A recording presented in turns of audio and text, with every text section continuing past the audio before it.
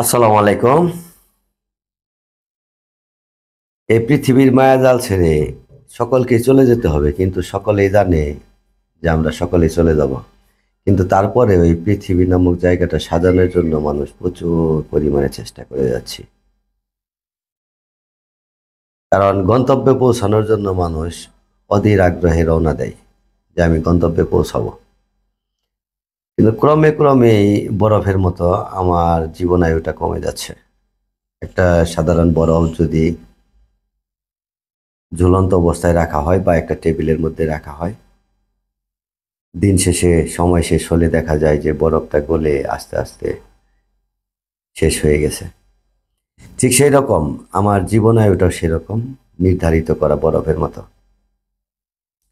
বরফ যেরকম গলে গলে শেষ হয়ে যায়, সেরকম আমার জীবনের যে আয়ুটা, যে সময়কাল, এটা আল্লাহ পাক বাধ্যতামূলক করে দিয়েছে যে হয়তো 10 বছর, 20 বছর, 50 বছর, 60 বছর, 70 বছর, 80 বছর, এরকম একটা বাধ্য করে দিয়েছে। কিন্তু সেই সময়টা কিন্তু আস্তে আস্তে গলে যাচ্ছে।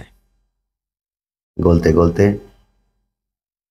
এক সময় হয়তো শেষ পর্যায়ে পৌঁছে যাব। প্রতিনিয়তই কিন্তু হয়তো দুজকের দিকে চলে যাচ্ছি, নয়তো যার কর্ম ভালো সে হয়তো জান্নাতের দিকে অগ্রসর হচ্ছে। এটাই বাস্তব। মানুষ যখন এই পৃথিবীতে আসে তখন থেকেই বরফের মতো সময়কাল গলতে গলতে কমে যায়। কিন্তু কমে যায় জানা সত্ত্বেও তারপরেও যেন মানুষ আমার মতো এই দুনিয়া নামক জায়গাটা গোছানোর জন্য ব্যাকুল হয়ে যায়। কিন্তু দুনিয়া গোছাইতে গোছাইতে একটা সময় খালি হাতেই চলে যেতে হবে। খালি হাতেই চলে যাব, কিছু থাকবে না। কারণ প্রয়োজন কারো জন্য অপেক্ষা করে না, সময়ও কারোর জন্য অপেক্ষা করে না। সময়, পানির স্রোত, সময় কারোর জন্য অপেক্ষা করে না। সেরকম আজরাইলও কারোর জন্য অপেক্ষা করবে না, আসলেই নিয়ে যাবে। আমি জানি না কতক্ষণ সময় আমি থাকতে পারবো এই ধরাধামে, কতক্ষণ সময় আমার থাকার জন্য পাশ আছে সেটা আমি বলতে পারবো না। তারপরেও থাকার জন্য, আঁকড়িয়ে ধরার জন্য অনেক চেষ্টা করে যাচ্ছি, কিন্তু জানি না কতক্ষণ সময় থাকতে পারবো। কারণ প্রয়োজন মানুষের কখন শেষ হবে বলতে পারবো না। আসলে প্রয়োজন মানুষের শেষ হয় না। একটা মানুষ যখন হজ করতে যায়, সে জানে যে বাড়ি ফিরে আসবে, সে জানে যে মৃত্যুর কুলেও ঢলে পড়তে পারে, তারপরেও তার একটা ধারণা যে আমি বাড়ি ফিরে যাব। কিছু কেনাকাটা করে, কেউ খেজুর কিনে, কেউ জমজমের পানি নিয়ে আসে, কেউ স্বর্ণ অলংকার কিনে, কেউ কম্বল কিনে, বিভিন্ন জিনিস কেনার জন্য আশা করে মানুষ। সেরকম পৃথিবী নামক জায়গা থেকে আমাদের চলে যেতে হবে। আমরা কি কি কিনতে পেরেছি? আমি কিছু কিনতে পারিনি।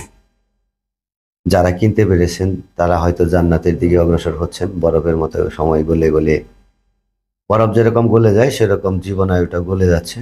যারা ভালো কাজ করতে পেরেছেন তারা হয়তো জান্নাতের দিকে অগ্রসর হয়ে যাচ্ছেন। কিন্তু আমার মতো যারা, তারা হয়তো জান্নাতের দিকে অগ্রসর না হয়ে জাহান্নামের দিকে অগ্রসর হয়ে যাচ্ছে। তো ভালো থাকবেন সবাই। বরফের মতো গলে গলে জীবনের আয়ুটা পার করে দিচ্ছি, হয়তো কিছু সময় থাকতেও পারি, নাও থাকতে পারি। যতক্ষণ সময় আছি মালিক যতক্ষণ সময় বাঁচিয়ে রাখেন, দোয়া করবেন যেন শেষ বেলায় মানুষ হতে পারি। মানুষ হওয়ার জন্য অনেক চেষ্টা করতেছি, হতে পারি না এখনো। দোয়া চাই, ভালোবাসা চাই সকলের কাছে। সকলে দোয়া করবেন, সকলে খান মিডিয়া পরিবারের পাশে থাকবেন। যদি সামান্য কিছু সম্পদ নিয়ে যেতে পারি, হয়তো মালিকের দরবারে বলতে পারবো যে মালিক তুমি আমাকে মাফ করে দাও। ভালো থাকেন সবাই। আসসালামু আলাইকুম রহমতুল্লাহ বারাকাতুহু।